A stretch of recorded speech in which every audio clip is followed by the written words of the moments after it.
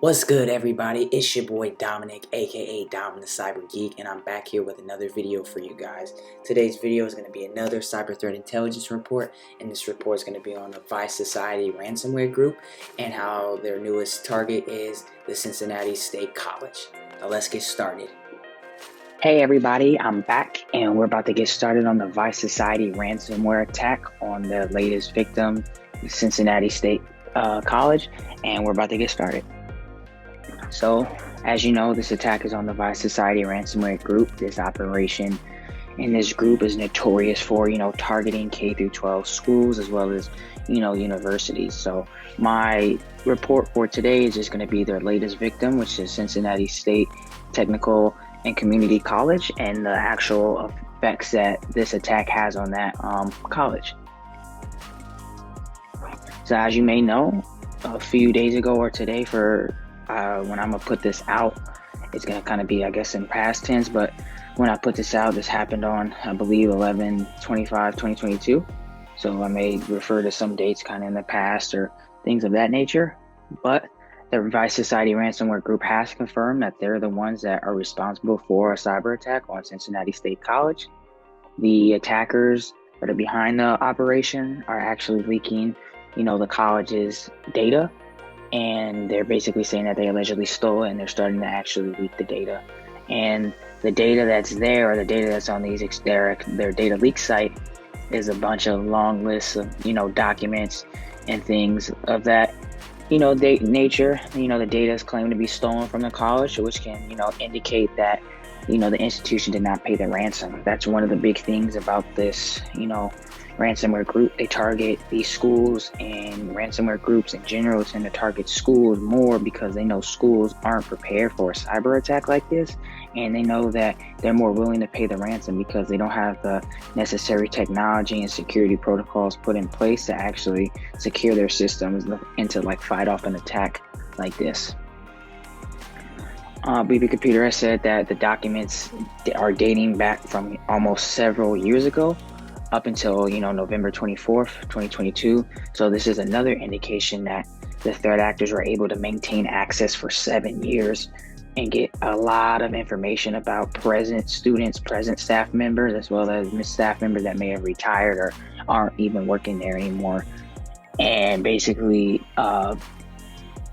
what is that? So they're basically able to get all those documents, and it's crazy to think about how they were able to get all these documents that are dating back several years and not even be verified or actually thought of as the attackers up until now. So that goes to show how schools don't really have the security measures to put in place to identify these attacks and actually identify who's doing them until the actual ransomware group speaks up on their data leak site and says that they're responsible for it.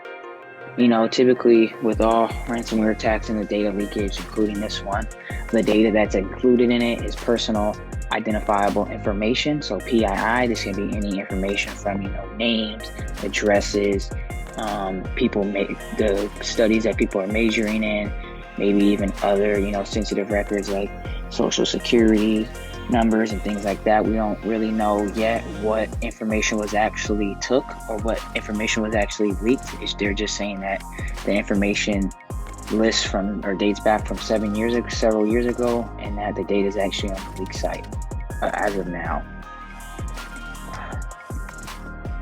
And then the latest updates on it came from Tuesday, November 22nd, where the schools were able to, restore some on-campus networking emails as well as partial internet access, and classroom computers. This is kind of, if you see it right here, this is kind of what the, Vice Society looks like.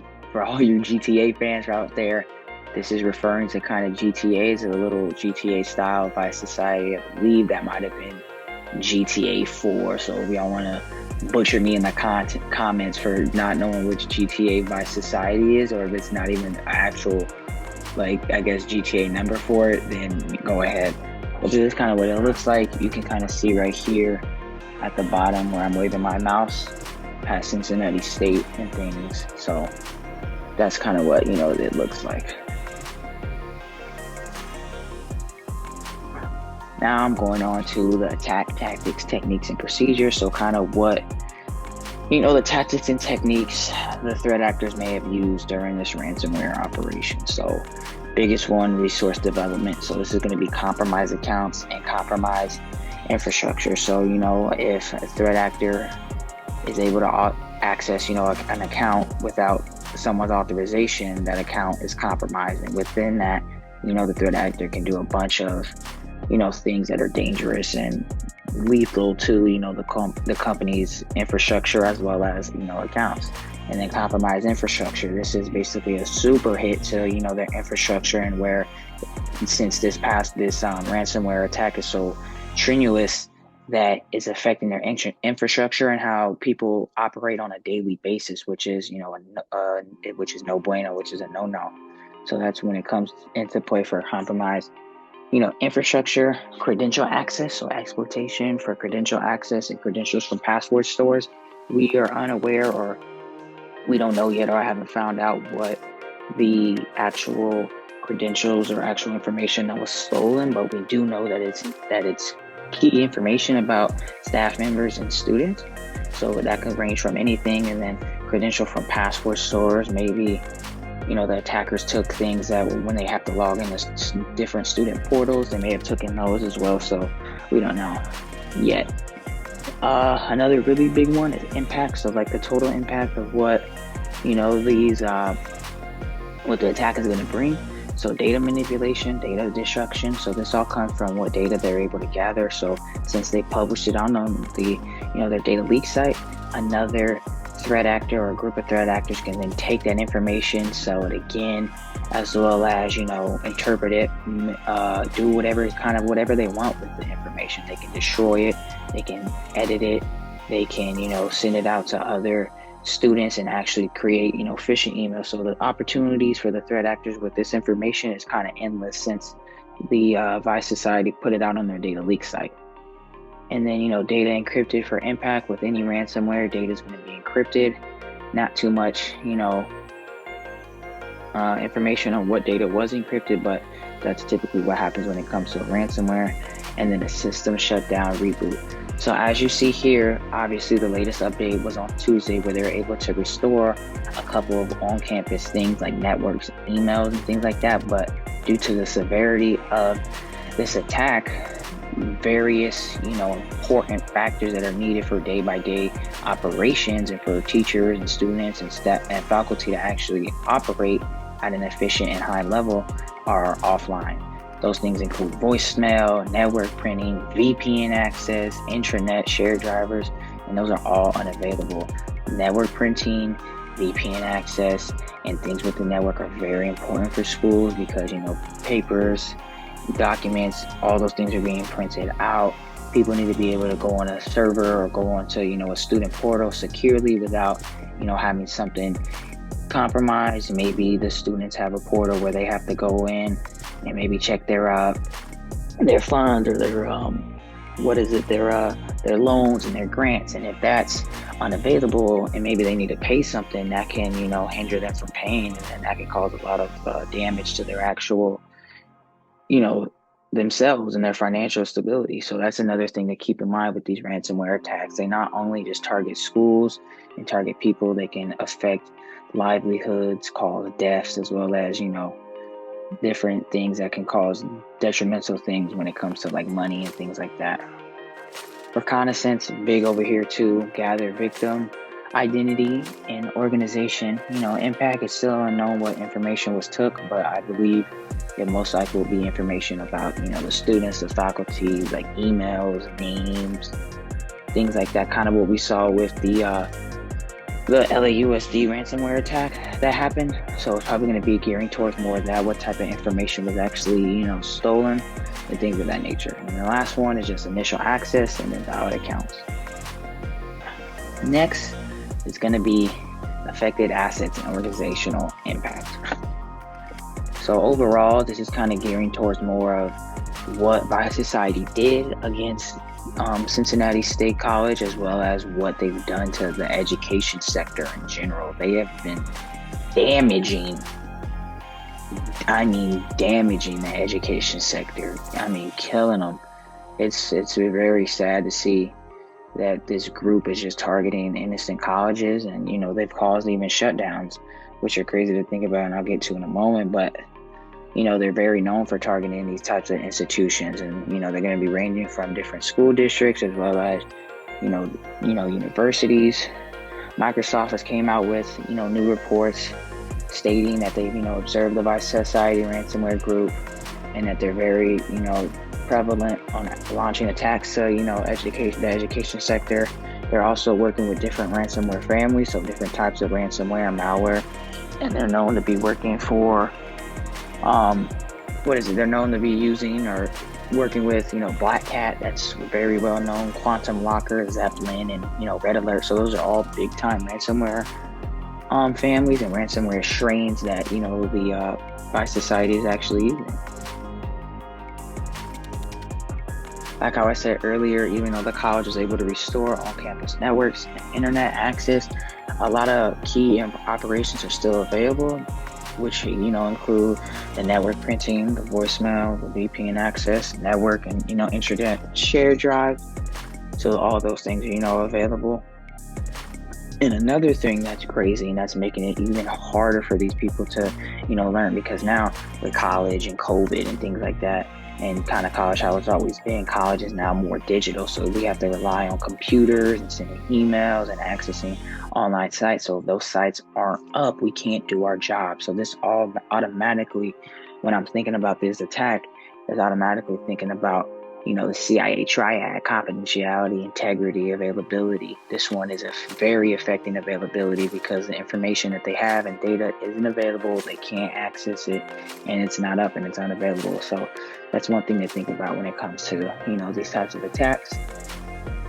They're barely able to function properly and run the program because of the things that are offline. They also said there's a range of online applications and registration portals that are also offline. So people who, the school could be losing money because they're not getting, registrations, and people and students can even do their work, or faculty can even grade their students' work because some of these important applications that are online are offline. So it's crazy to think about. And like how I was saying again, these types of attacks can cause schools to shut down, or even worse, never reopen again.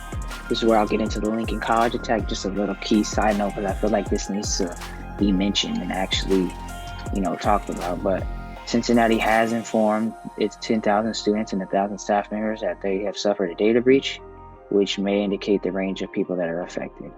So this again shows that this school is small. They only have 10,000 students. They only have 1,000 staff members. So this shows again that this is small, and that they're a valuable and perfect target for a ransomware group like this, because the ransomware group knows that the school can't afford different cybersecurity tools and assets and resources, and they don't have the necessary protocols put in place to secure their network. So this what makes them a very good target.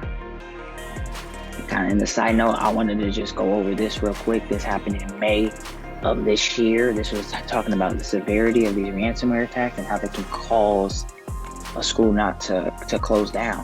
This one was about Lincoln College. This one was in Illinois. Because of this ransomware attack due to Vice Society, the institution had to close after 157 years. Do you hear that shit? 157 years. This means that they survived crazy things. They survived the Great Depression. They survived World War I and II, or just World War II, my fault. They survived the Spanish flu, the Great Depression again, World War II, the 2008 financial crisis, and more. And you're telling me that this one attack basically caused them to shut down? This is why cybersecurity needs to be taken way more serious. This is why no companies, shape or size, is safe. Any company can be affected, and it's never, are you going to get attacked? It's when.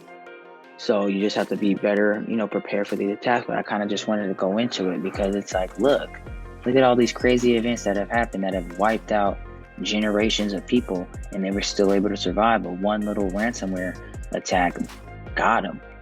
So it's just sad to see this, but I just wanted to touch on that a little bit. But just going back to, you know,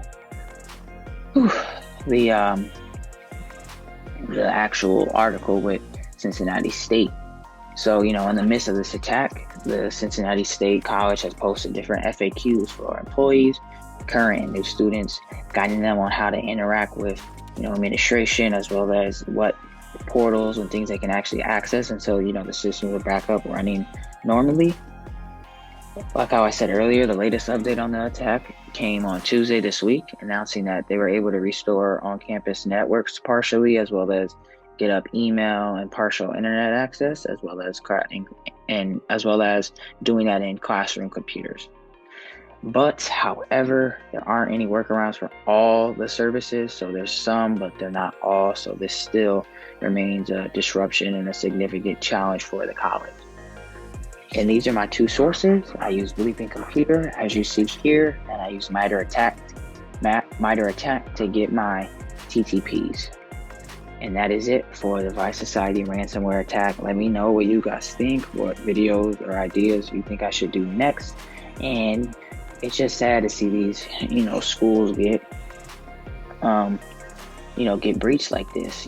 Just a lot of small schools that are getting breached and forcing to shut down because the data that they have that's on the internet that's getting leaked is so detrimental and so sensitive that if it's leaked, it can really put a hole in, their program. And like these colleges are kind of putting cybersecurity at the bottom of, their list when it comes to the budget, because there's a lot more important things when it comes to schooling and making sure everything is functioning properly before cybersecurity gets put together, or protocols for cybersecurity and for the network of the college. But this goes to show that no matter what size and shape a company is, or a institution is, they can get attacked, and cybersecurity needs to be taken way